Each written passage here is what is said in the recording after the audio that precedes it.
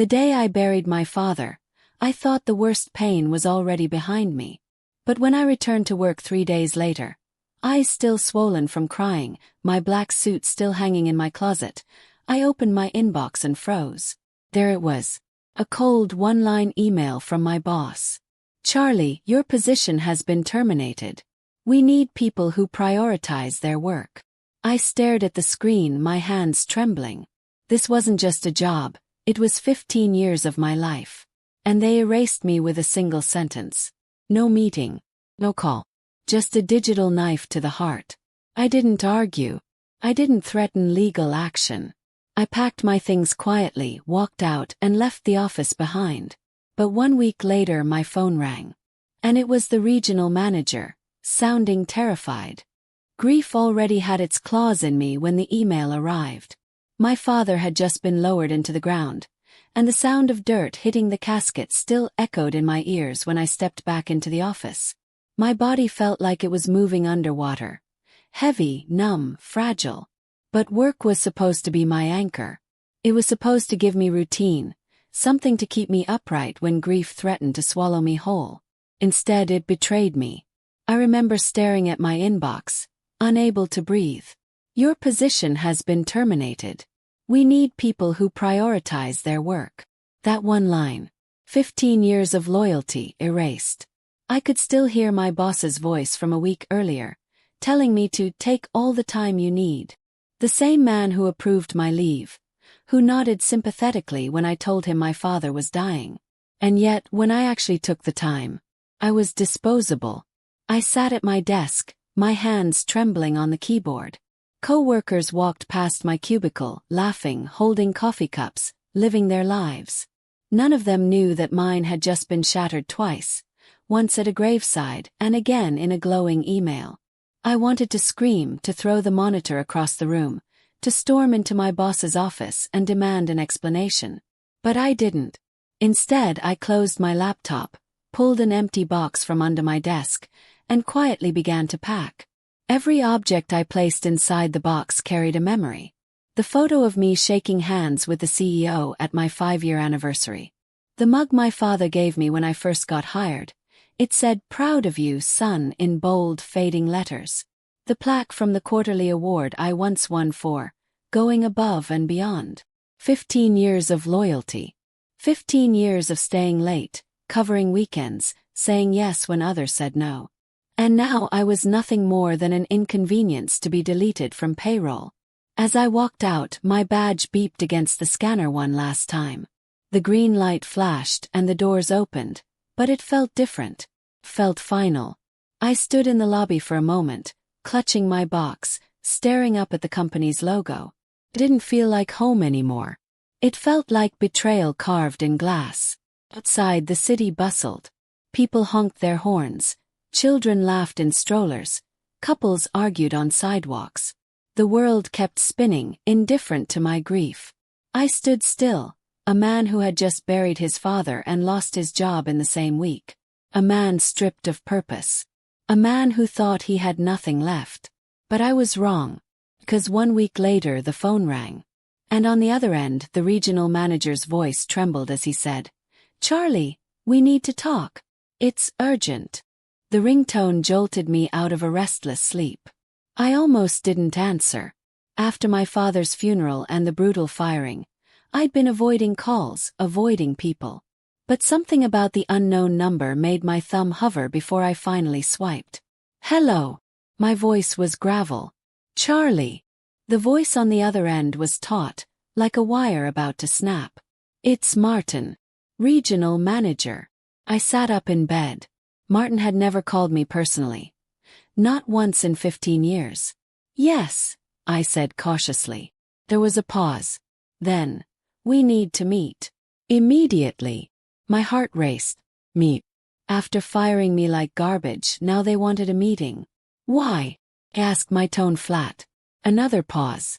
"Because there's been a development. And we need your help." I almost laughed out loud. They fired me for attending my father's funeral. And now they needed me? But Martin's voice carried something I hadn't expected. Panic. Not authority. Not annoyance. Panic. Tomorrow, I said slowly. You can explain. But I'm not promising anything. The next morning I walked into a cafe near downtown, the same place I'd once grabbed quick lunches between meetings. Martin was already there, pacing near a corner booth. His phone pressed to his ear. He looked up and spotted me instantly. Relief flickered across his face. "Charlie," he said, snapping his phone shut. "Thank God." I sat across from him, folding my arms. I thought I was fired. Something about not prioritizing work. His face flushed. "That wasn't me. That was Susan." Susan. My direct manager. The one who sent the email while I was still grieving. Martin leaned forward. "Listen, Charlie, I don't have time for politics. We're in trouble. Serious trouble." I raised an eyebrow. "What kind of trouble?" He slid a folder across the table. I opened it and froze. Inside were project reports, financial breakdowns, data analytics. Documents I knew intimately because I had written them. Except, my name was nowhere on them. At the bottom of every page was Susan's signature. "Your work," Martin said grimly. "She's been passing it off as hers. And now the board's asking questions she can't answer." My chest tightened. I remembered those nights. Staying late, triple-checking numbers, making sure the reports were airtight. I remembered emailing them to Susan, thinking she would pass them along. I never imagined she'd erase me from the equation. Martin's voice cut through my shock. "Last week, she told the board she had everything under control. But then you were gone. And when they started pressing her on details, she couldn't explain. She crumbled. And now, the whole department's credibility is on the line." I leaned back, my jaw tight. So that's why I was fired. Not because I was disloyal. Not because I took leave. But because Susan panicked that my absence would expose her. Martin ran a hand through his thinning hair. "Charlie, I need you to come back. At least temporarily. Clean this up. The numbers, the projects, they're yours. Without you, we're dead." I stared at him, heat burning in my chest. For years I had given everything. Time, loyalty, sweat. Only to be tossed aside in the coldest way possible. And now, the same people who humiliated me were begging me to return. "You fired me for burying my father," I said quietly. Martin winced. I know it was wrong. But we don't have time. The board meets again in 3 days. If you're not there, Susan's lies take us all down." I sipped my coffee, the bitterness coating my tongue. A week ago I thought I had nothing left. But now I had leverage. I leaned forward, meeting Martin's panicked eyes. "I'll think about it," I said, my voice steady. "But if I come back, it won't be under Susan. And it won't be quiet." His lips parted, but before he could respond, my phone buzzed. Text. Unknown number. "Charlie, please call me. It's urgent. Susan." I stared at the screen, my pulse quickening. The woman who fired me, who stole my work, who erased me, was now begging for my help. The text from Susan sat on my phone screen like a snake coiled to strike. "Charlie, please call me. It's urgent."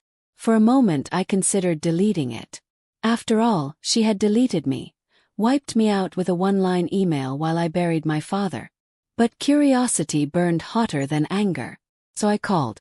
She answered on the first ring. Her voice was sharp, frantic. "Charlie. Thank God. Please, we need to talk. Face to face." I hesitated. "You fired me, Susan. You made it clear I was a burden. What's left to talk about?" Her words tumbled over each other, desperate. "It's not what you think. Please just meet me. Tonight." Against my better judgment, I agreed. We met at a dim bar 2 blocks from the office. She looked nothing like the composed manager I once knew.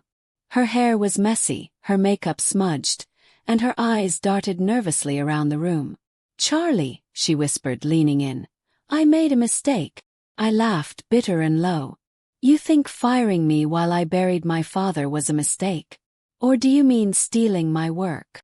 Her face crumpled. "I didn't have a choice." "Everyone has a choice," I shot back. She looked around again before lowering her voice. You don't understand. It wasn't just me. The board. They've been pressuring me for months. Numbers had to look better than they were. Reports had to be perfect. And when yours were, she swallowed hard. I passed them as mine. It kept them off my back. I stared at her, fury simmering. You mean it kept you promoted? While I stayed invisible. Her silence was admission. But then she leaned even closer, her voice dropping to a whisper that chilled my blood. They're investigating now. Not just me. The whole department. And if they dig deep enough, Charlie, your name will come up too. I frowned. What are you talking about? Her hands shook as she slid a folder across the table. Inside were altered spreadsheets, padded numbers, documents I had never seen before, all with my name conveniently attached. My chest tightened. You forged my work. Susan's eyes brimmed with tears. It wasn't like that. I just used your templates, your style. If this explodes, they'll pin it on both of us. The walls seemed to close in. Not only had she stolen my work, but she had also left a trail of fraud in my name. And now she was trying to drag me down with her. I stood abruptly, my chair scraping the floor.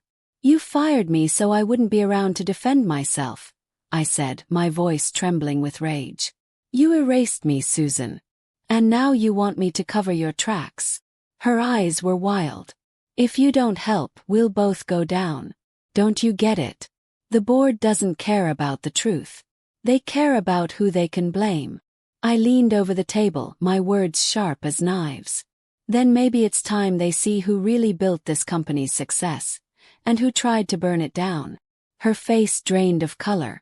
Charlie, please. But I walked out, leaving her in the shadows of the bar. That night I barely slept. The betrayal cut deeper than I'd thought possible. Susan hadn't just humiliated me. She had set me up to take the fall for her fraud. But as dawn broke, clarity washed over me. I still had something Susan didn't. The originals. Every report, every file I'd ever submitted, saved meticulously on my personal drive. Time-stamped. Untouched. Proof of what was mine. If Susan thought she could bury me under her lies, she was about to find out how wrong she was. The next morning I emailed Martin. I'll help. But we're doing this my way. Meet me in the boardroom tomorrow. Because if the board wanted answers, I was ready to give them. Every last truth Susan had tried to bury. And this time I wouldn't be silent. The night before the board meeting, I sat at my kitchen table with my laptop glowing in the dark. One by one I pulled up files I had created over the years. Reports, analytics, projections. Every chart and graph with my fingerprints on it. I had always saved copies, partly out of habit, partly out of pride. Now those files were more than memories. They were my shield. And my sword. Each document carried its own timestamp. Each email thread showed the trail. Me sending it to Susan, Susan forwarding it on minutes later, with my name stripped away. The truth was all here. But truth is stronger with allies. So I picked up my phone and called Ryan, a colleague from the finance team. He had seen me work late nights. He had leaned over my desk countless times, shaking his head in amazement. Charlie, you're the one keeping this place afloat. When he answered, his voice was warm, steady. Charlie, I was hoping you'd call. I told him everything. The firing, the fraud, Susan's desperation. There was a pause. Then Ryan said, I knew it. I knew she was taking credit. Whatever you need tomorrow, I'll back you up. Relief washed over me. For the first time since losing my dad, I didn't feel completely alone. The next morning I walked into the company building, not as the quiet, loyal worker I'd once been, but as a man carrying proof, carrying strength. The receptionist's eyes widened when she saw me. Charlie, I thought you fired. Yeah. I smiled faintly. Turns out that story isn't over. In the boardroom, Martin greeted me with a nervous handshake. He looked older than I remembered, weighed down by the mess Susan had created. You're sure about this? He whispered. I set my folder on the table with a soft thud. Very. The directors filed in, their expressions sharp, hungry for answers. And then Susan walked in. She looked pale, her smile brittle, her eyes darting to me like daggers. She hadn't expected me here. "Shall we begin?" the CEO said, his tone clipped. The meeting started with Susan's usual performance. She clicked through slides, spouting buzzwords, trying to project confidence. But her hands shook as she flipped to the financials. Then the CEO interrupted. "Susan, these numbers. Can you explain how you derived the projections?" Her face froze. "Of course," she stammered. She launched into jargon, but the words tangled. That's when Martin spoke. "Actually, Charlie might be the best one to answer that." All eyes turned to me. Susan's mouth fell open. "Charlie. He doesn't work here anymore." I opened my folder calmly, sliding the first report across the table. "This is the original projection. Prepared by me. Submitted to Susan at 11:42 p.m. on March 14th. The CFO leaned forward, scanning it. "This matches exactly. Susan, your copy has your name on it." Whispers filled the room. I pulled out another document. And another. Side by side, the pattern was undeniable. My files time-stamped clean. Her versions doctored. "This isn't oversight," I said quietly. "This is theft. And worse, manipulation of numbers I never touched. Fraud under my name." The room went still. Susan's voice cracked. "He's lying. He's bitter because he was fired." But Ryan, sitting at the back, spoke up. "No, he's not lying. I saw Charlie work those nights. Those are his reports. We all knew it." The silence that followed was heavy, final. The CEO turned to Susan. His voice was cold steel. "You've put this company at risk. And you've betrayed your team." Susan's face drained of all color. The CEO looked at me. "Charlie, thank you for bringing this forward. We'll handle the rest from here. But before we adjourn, what do you want?" The question hung in the air. For the first time in weeks I felt steady. Strong. I didn't need revenge. I didn't need to scream. I just needed the truth to win. I stood gathering my folder. "I don't want my old desk back. I want something Susan never gave me. Credit for my work. Respect for my time. And the chance to build without being erased." The CEO nodded slowly. "Then we'll make that happen." As I walked out of the boardroom, I felt a weight lift off my chest. For the first time since my father's funeral, I wasn't drowning. I was breathing. And tomorrow when I returned, not as the invisible worker, but as the man who exposed the truth, I knew one thing for certain. Susan's reign was over. And mine was just beginning. The day after the board meeting, the building buzzed like a hive. Whispers followed me through the hallways. People who once passed me without a glance now nodded, some offering quiet smiles. I wasn't just the guy who got fired while grieving anymore. I was the man who stood up, revealed the truth, and tipped the scales. And Susan. Her office door was closed, blinds drawn. But everyone knew. The board had seen enough. By noon the announcement dropped. An email from the CEO. Cold. Direct. Effective immediately. Susan Myers has been removed from her position for breach of trust and falsification of reports. An internal review is ongoing. Gasps and murmurs filled the office. People forwarded the email like wildfire. Heads shaking in disbelief. Me. I sat at a corner desk, reading it twice, letting the words sink in. Susan was gone. The woman who erased me, who called me disloyal, who tried to bury me under her fraud, was gone. But her downfall wasn't quiet. That afternoon HR called me in. They needed my testimony, my files, my timestamp records. I laid them all out like evidence in a courtroom. Each page was a nail in the coffin of Susan's career. The HR director leaned back, sighing. "Charlie, this isn't just about her stealing credit. The alterations she made. They border on financial misconduct. She inflated projections, misrepresented risks. The company could have been exposed to millions in losses. Millions. I swallowed hard. Susan hadn't just jeopardized me. She had jeopardized everyone. The staff, the investors, the reputation of the entire company. The fallout hit fast. By Friday, her nameplate was gone from her office door. Her desk sat empty, stripped clean by security. The blinds stayed open now, as if the glass itself wanted to prove she was no longer hiding behind it. Employees whispered in break rooms. Some expressed shock.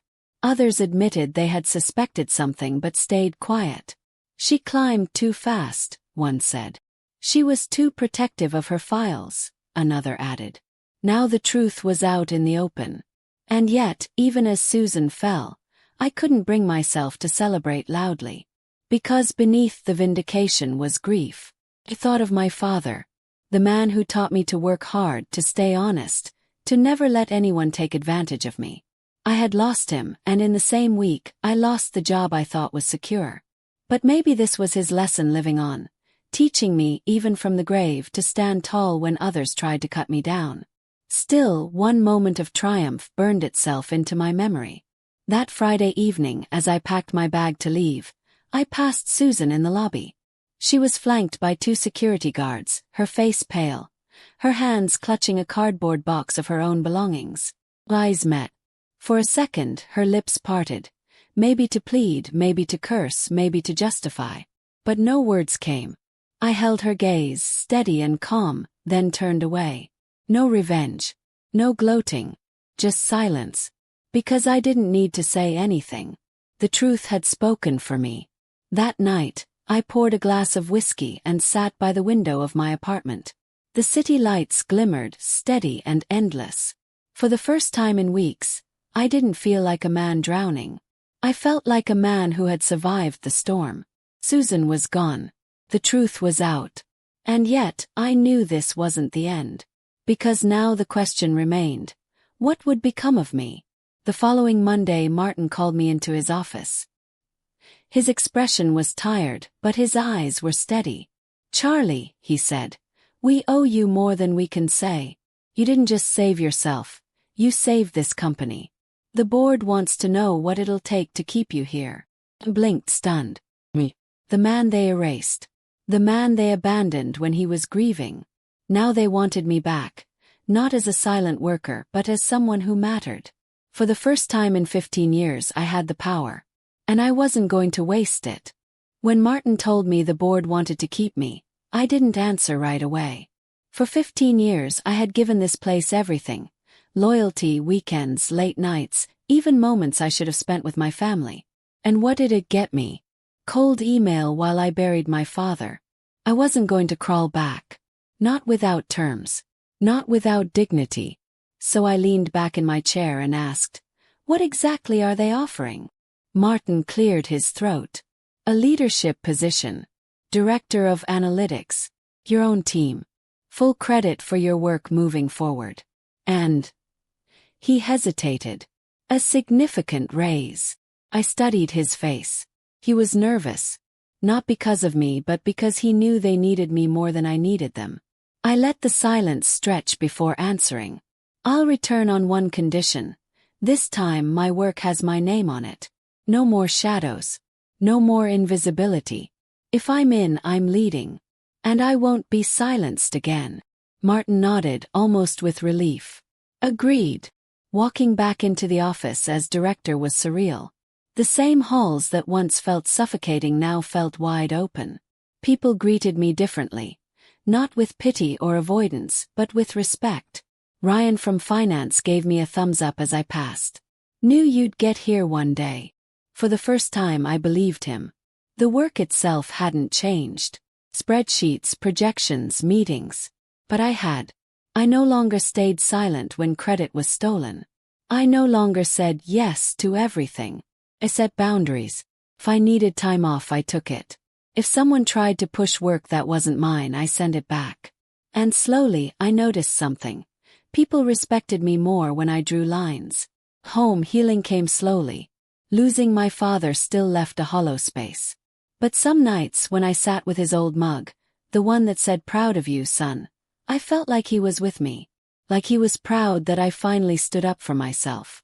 The pain of losing him would never disappear. But the man he raised, the one who believed in honesty, hard work, and dignity, was alive in me. One evening, Clara from HR stopped me in the hallway. She lowered her voice. "Charlie, I just want you to know what you did. It gave the rest of us courage. People were afraid to speak against Susan. You proved we don't have to be." Her words stuck with me. It wasn't just about me anymore. By standing up, I had lit a path for others. Weeks passed, and life settled into a rhythm. My team trusted me. My work spoke for itself. And every morning when I swiped my badge at the scanner, I felt something I hadn't felt in years. Pride. I had lost my father, had lost my job, but I had gained something far greater. My voice. Months later, I still remember the sting of that email. We need people who prioritize their work. It had cut deeper than any layoff ever could, because it came at the lowest moment of my life, just days after saying goodbye to my father. But now I see it differently. That email wasn't the end of me. It was the start of something greater. When I stand in the boardroom now, leading my team, I sometimes catch myself thinking about my father's voice. He used to tell me, "Charlie, a man's worth isn't decided by his boss. It's decided by how he stands when life knocks him down." Back then I didn't fully understand. I thought loyalty was enough. I thought silence and hard work would protect me. But life and Susan taught me otherwise. Loyalty without recognition is slavery. Hard work without boundaries is exploitation. Silence in the face of injustice is permission. I lost my father. I lost the job I thought defined me. But in the ashes of those losses, I found something unshakable. My strength, my voice, my worth. Susan.